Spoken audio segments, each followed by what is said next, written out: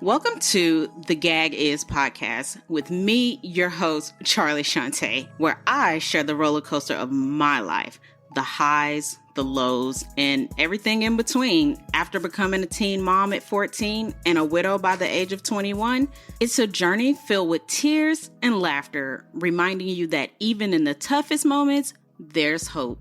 The gag is, life may be unpredictable, but it's always worth living. Hey guys, welcome back to another episode of the Gag Is Pod. I am your girl Charlie Shantae. Thank you for joining me on another episode. And if you're listening to this, like I always say, it must be Friday because new episodes are released on Fridays. And if you have not already, please make sure you subscribe, you download, you subscribe, and you hit that notification bell. So every time a new episode is released, you are one of the first to get it. Make sure you're telling your friends, you're telling your family, because over here we got good information that you can use each and every day. And like I always say, grab your drinks, grab your snack, or whatever it is you do when you listen to this. And we're going to go ahead and jump in and get started. Now, y'all know we well into the school year. And, we're going to start talking about some things of how do we get through the school year. Kids are still in that mind frame of summer, which is okay because, summer go, you get into a routine.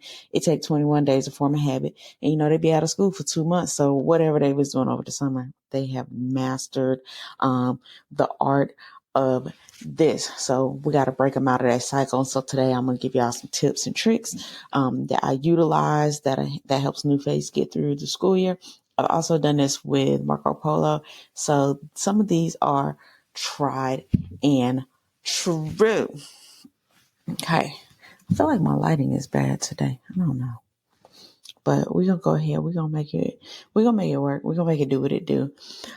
So the first week of school has already come and gone. And let me tell you, have I laughed a little bit? Yes, I have. Because in my head, I'd be like, if you would have listened to my episodes on that back to school prep, like in June, end of June, July, some of this could have been avoided. I had a situation, well, not I had a situation, but I seen a situation where a couple of kids showed up to play sports and they couldn't play sports because they didn't have their physical. It was outdated. And then they went and rushed and got it done, but it had not been approved. So for like a week, they were unable to participate.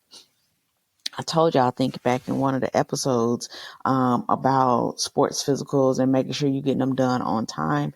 Because once the school year starts and you get it done, the approving authority is already moved on to the next sport, different things like that. You can't rush those people when it comes to getting that paperwork done. And I have told y'all that again and again. And just make sure you get the paperwork done on time, even before it's due. I know sometimes you got to wait for insurance because they'll only cover it for a 365 year and not per se a calendar year. So just make sure that you're getting that done. And I also seen a situation where a kid was not picked up from after school care and they couldn't get a hold of whoever was supposed to pick this child up because the number was not correct. Then they had to call somebody else. And then that person was like, well, I'm still at work. I don't know if I can get there. Let me try to reach out to the person that's supposed to pick him up so that we can get this taken care of. I also talked about making sure your contact information is up to date in the event that your child gets sick or they don't get picked up, needs to be able to get in contact with you. These things are important. I talked about these things a month before school started. So I'll link those down. If you're watching on YouTube, I'll link those down in the description box so that you can have access to those. So you can go back and watch those so that you get your tips and tricks, pass those on, and then you'll be ready for next year. All right. So now that we got that out the way, I just wanted to tell y'all about that because I seen it and I was like, oh my God, like I literally have a whole series of episodes dedicated to back to school prep, and dang, I did it in July this year. Do I need to do it in June? Like to allow time for the episodes to circulate? Like goodness. But one of the first things that I want to talk about today when it comes to academic strategies is picking a good time to do homework. because it's just like with anything else, you've got to have that good time to do stuff, because like you think, oh, we can do it at this time, or we can do it at this time. Make sure that you're picking a good time to do homework, because you want to make sure that your child's in the right mental space. They're not sleepy, they're not drowsy. So, determine what your after school routine is, because sometimes after school, kids go to after school care. And I do know that in after school care, they do allot them time for homework, but kids they with their friends, and they just want to get to the playing and the playing outside and different stuff like that. But like I said, some programs they allow the homework. Well, not they allow, but they do have the opportunity for kids to do their homework. But in the event that your child doesn't do their homework at after school care, determine when you get home what's the appropriate time. I know when a lot of kids get picked up, it's time to go to practice, or they have something else, they don't go directly home. So make sure you determine that. With New Face, I have like a split homework schedule due to him having swim practice after school. So when he gets out of school, only on Mondays, because here they have early release on Mondays. So on Mondays, he's able to do his homework before he goes to swim, because he gets out of school at 2:30. Swim is not until 4:30. So he has about an hour and a half after he gets off the bus to do his homework. Tuesday through Friday, depending on which practice we go to, because if it's storming, we'll go to the later practice. So he may get time after school Tuesday through Friday to do homework. But if not, we typically do that after swim. That's what works best for us. So when he does it for after school, I try to offer a snack, because just depend, and then take a look at what your child's breakfast lunch schedule is, just to see what time they've last ate. I always offer New Face up a snack. One thing he does is he brings a granola bar and an apple or apple slices with him in his lunchbox. And then on his way home from school, he'll eat his granola bar and his apple on the bus. This is also beneficial for him doing homework, but it's also beneficial for when he goes to swim practice as well. He has a little extra energy with him. Once you create what time is a good time for your child to do your homework, create a dedicated homework space. This is very, very important. With New Face gets distracted easy. So I let him, at the beginning of the year, I do this every year, I always let the schedule evolve and the workspace evolve into itself. Now, I let him start doing his homework in his room, but I notice when I let him do his homework in his room, he gets distracted. The homework doesn't necessarily get done. So what I've done is we have a spare room, not a bedroom, but a spare flex room downstairs. He's allowed to go in there, kind of set the scene. There's a fish tank in there, so that can be kind of quiet and allow him to kind of focus more and different things like that. It's in the front of the house. It's away from a lot of the noise. It is by the front door, but we don't have people coming in and out, so that's not a big distraction. He also can sit at the kitchen table. We move the placemats and everything that's on the table so that he can have all the space he needs. There's a light overhead. That way, if he's doing his homework later in the evening and it's dark outside, he can flip the light on. He also has the opportunity to do it sitting at the counter. I don't think he personally likes sitting downstairs to do his homework, because he's more visible to me. And then I can see him more. I can hear him more. Listen, I'm just trying to help you get good grades, trying to help you just make it. So if you're visible to me, it'll be like, oh, mom's watching me, so let me kind of stay on track. Now, that's not to say that once he starts doing his homework, I'm like, don't you make a peep. Like, he'll stop. He'll ask me questions. I don't make him sit there and just dredge and just do homework. We stop. We talk. He have a conversation. When his brother comes in, he stops. He has a conversation with his brother. He talks. And then it's back to his homework. So when you're creating this homework space, make sure, like I said, one of his spaces has a fish tank in it. I know a lot of kids like music when they do their homework. So music is a good option, not loud, just something low. You can do instrumentals. I find channels on YouTube that say like study music. It gives a nice, good flow. I also use them when I am working. It's just a little something to help keep the concentration up and, just help keep them mellow. And if you want to take it a step further, which what I have in my workspace is I do essential oils in a diffuser. Find you a nice scent, calming scent like a lavender or bergamot or orange or lemon. Just something, they have different blends. They have like focus blends, just something that'll awaken the senses, keep the senses, up in tip top shape, but it's not something that's going to relax you too much to the point where you are going to fall asleep. Sorry, y'all. I got to get me a drink of water. Y'all hear I sound a little hoarse. Tell you what, these allergies in Florida, they real.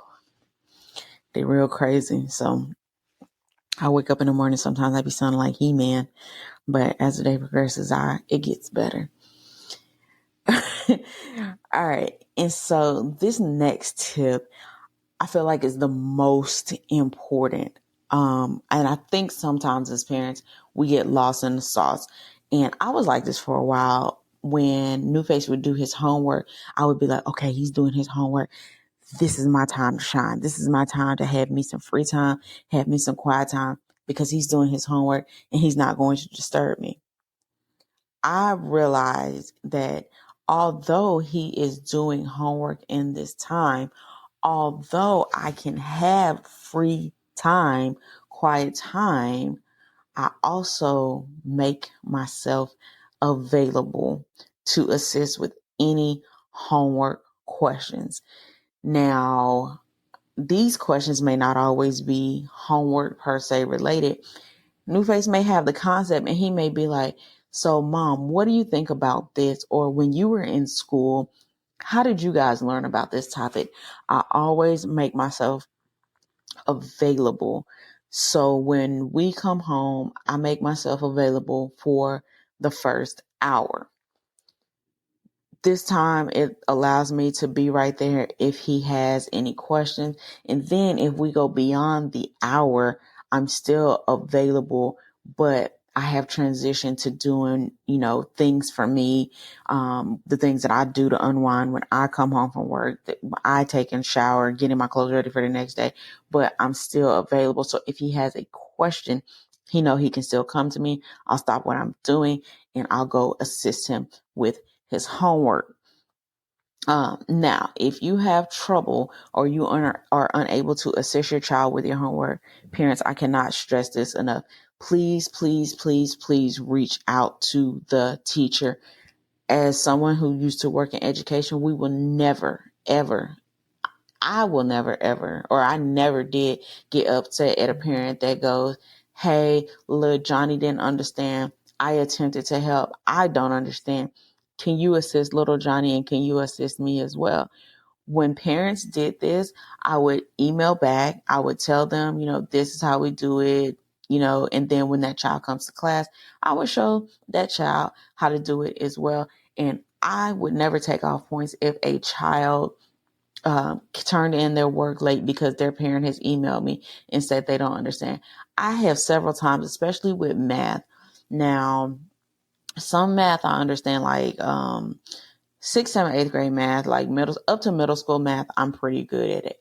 When it comes to high school, like this calculus and trig and all of that, I've taken those classes for college, but they were not my best subject. So I couldn't help with some of that stuff. And so I would email the teacher from my Canvas account. I'd be like, hey, Miss Susie Q, New Face is working on this and I didn't quite understand, are you able to assist? This is the problem that we were having trouble with. We understood XYZ problem, but this one we're not quite understanding. Never had an issue with the teacher going, thank you for reaching out. I'll pull New Face to the side. We'll work with it a little bit so we can get the concept. New Face's thing is with math. New Face is very, very smart. And from middle school all the way up, I would even say in elementary. Newface has done good at math, but he has not done good at math at the same time. Newface's problem is he can do math in his head, and I'm talking big numbers. He can do things in his head, and he cannot write it down. Teachers today want to see how you come up with the answers.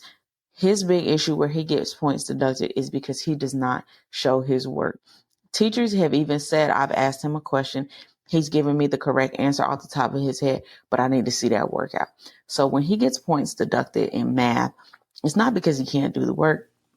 It's because he does not show his work. So for over the years, that's one of the things that we have strategically worked on. We have strategically worked on him writing it out step by step so that you can show the teacher, yeah, I know this stuff, but let me write it out so that I can get full credit for these assignments. But parents, never be afraid to reach out to your teachers, your kids' teachers, to ask for help or for understanding on an assignment. Like I said, it'll go a long way. Like Newface missed an assignment a couple of weeks ago because he said he didn't know. And I said, remember, use Canvas, email your teacher. So he ended up doing that. He ended up turning in the work late, and she ended up giving him full credit for it because he had reached out to ask for help. It's just as simple as that. There's never anything to be ashamed of. Teachers are there to help. And I told Newface, I said, look, as a teacher, like last year, he went to Saturday school for different subjects, just all around. History, math, not because he needed help, but just so he can get that little bit better understanding, because kids don't always get the best understanding in class. There may be distractions from the other kids, or, they may have fire drills or different stuff like that, assembly. So they may not always get that focus. And I told him, I said, your teachers are going to see that you're coming and you're putting forth the effort in their classes. And I said, that makes a difference to us. And so at the end of the year, I think he had like an 88 in a class, and the teacher rounded it up. He ended up getting an A in the class. I said, because that teacher knew that you were putting forth the effort to get better in that class. I'm not saying that, every teacher is going to do that. And I'm not saying have your child do that to play the system. But if a child is getting up for 6 Saturdays in a row to come to ask questions, to get better understanding, get test taking tips and different stuff like that, if I see that they're now, if he had an 81, no, I'm not going to round you up to a 90, but he had like an 88.6 or something, and he ran at him a point and a half. A point and a half is not going to kill anybody. I'm not saying a child should go from a C to an A, but he was merely that close. But that teacher had seen him coming week after week after week to get that extra understanding, and went ahead and boosted him up because he did not have to. Now, in another scenario, it may have been another student in that situation, and he may not have rounded them up. That's at that teacher's discretion. You could say that the teacher was wrong. I mean, to each his own, but it's all, and when in doubt, reach out to the teacher. The teacher is going to always understand that what they are there for. They have 24 to 48 hours. They have 24 hours to respond to your message. So that you're going to get a reply. Don't message them at midnight, and like I would say I've had teachers message me back at 7 or 8 o'clock at night. And it's like, oh, thank you for reaching out. Here's this, tell Lorenzo to come see me when he gets to class tomorrow. Just as simple as that. And please tell your children that it is okay to go to the teacher to ask for help. The kids might pick and poke and point, but it doesn't matter. Your kids are there to learn. The teachers are there to help them learn, regardless of who is looking at them. Always, when in doubt, ask for help. Because from being in the classroom, I know that the ones that are poking and prodding are the ones who are barely passing the class, but that's neither here nor there. This one is a very, very big one, and I could have actually dedicated a whole episode to this, but y'all would have came for me big time. And I'm going to always stress this. Academics comes before athletics. Let me say it again for the people in the back. Academics always comes before athletics. And if you don't think athletics is important, I need you to take a look at the new recruiting for these kids. They are looking for students who are academically well as well. Not saying that your child should have straight A's, but your child can't come up in there with like a 2.0, 2.1. We've been looking at colleges and different stuff like that, especially when it comes to swim programs and stuff like that. I can't remember what swim program it was, but it was like a prestigious, it was like a good, really good, like D1 college. And it said that student athletes have to maintain a 1.5 GPA. I'm sorry, what? A 1.5? That is totally unacceptable. That's like on the low end of a C, if I'm not mistaken. That is terrible. Only in each sport, I think only less than 1% of people make it, right? So why are we not telling kids, hey, even though you're good at sports, make sure you focus on your academics as well? Because when sports is no longer there, you're always going to have your degree to fall back on. And you can see numerous of people who've gone to the NBA, have gone to the NFL, have gone back to school and finished their degrees. There's nothing wrong with that, because sports is talent based, and Lord forbid you get an injury or something like that. You want to make sure you have something to fall back on. So I will always stress academics over athletics. And if I feel like New Face needs some time, or I feel like the amount of homework he has is too great for that day, we're not going to practice. Because what good is going to practice when you're not learning? There are too many stories out there where athletes have just been getting passed over year after year after year because they're an athlete, and they go to certain teachers and these teachers pass them. So then when they become in the league and stuff like that, they're getting taken advantage of because they can't read good. They can't act good. They don't know how to advocate for themselves. You see it time and time again. That is not okay. Parents, please do not put athletics over academics. It never works out. It does not work out. Do not set these kids up for failure. Encourage them to get their education over their athletics. Not saying your child is not good, but if they cannot read, write, and do the basic things, what good are they going to be in their adult life? It's not going to be good. So make sure, parents, that you are stressing the importance of academics over athletics. Academics gonna trump athletics every time, okay? In this household it is. So for this week's You Can't Make This Up, y'all, New Face is on semi-punishment already, because he, as y'all know, he's in high school, but he's dually enrolled, and he's dually enrolled through his high school. And the dean of the collegiate academy called me the other day, y'all. She was like, how you doing? I said, I know it ain't good if you calling. She said, I never thought I'd see the day that I would have to call you because our boy is on point. I said, I know. And this goes back to when I was speaking about reaching out to your teachers if you don't understand. He didn't turn in 2 assignments, and I asked him about it. He said, Mom, I didn't understand. And I said, go ahead, reach out to the teacher, still make an effort to try to turn in those assignments. And I told her, I said, thank you for calling me. I appreciate it. So he reached out to the teacher. Teacher explained it to him.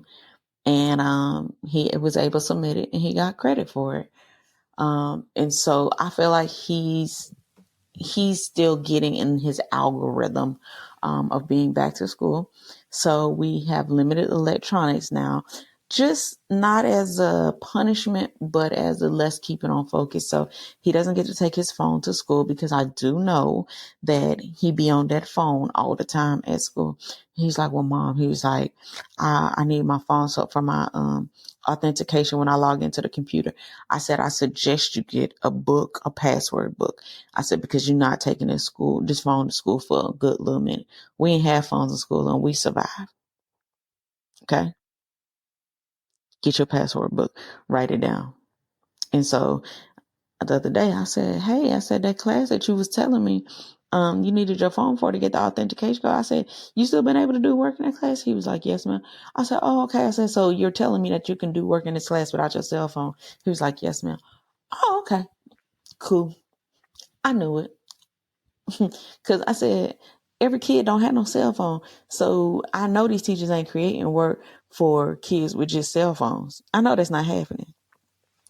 So that is my, you can't make this up. So I don't even know when he come off punishment. I say he'll come off punishment when I feel he ready to come off punishment.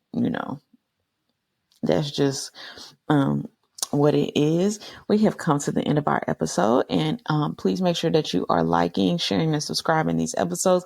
Make sure you're hitting that notification bell on your podcasting app and on YouTube as well, so that when an episode is released, you are one of the first to get it. Episodes are released at 5 a.m. on Friday mornings. So when you wake up and you go to work and you go to take your kids to school on Friday, the episode is there so that you can listen to. I greatly appreciate it. I am your girl, Charlie Shantae. This is the Gag Is Pod. Bye, guys. Thank you for tuning into the Gag Is podcast. I hope you're enjoying my journey as much as I am enjoying sharing it with you. Before we wrap up, I have a small request. If you found inspiration in my stories or my guest stories, don't forget to share this podcast with your friends and family. Together, we can spread the message of resilience and hope. And if you have a moment, please take a second to rate and review the show on your podcast app. 5 stars, please. Your feedback helps me reach even more listeners who might need a dose of encouragement. Remember, the gag is, life may be unpredictable, but it's always worth living. So until next week, bye guys.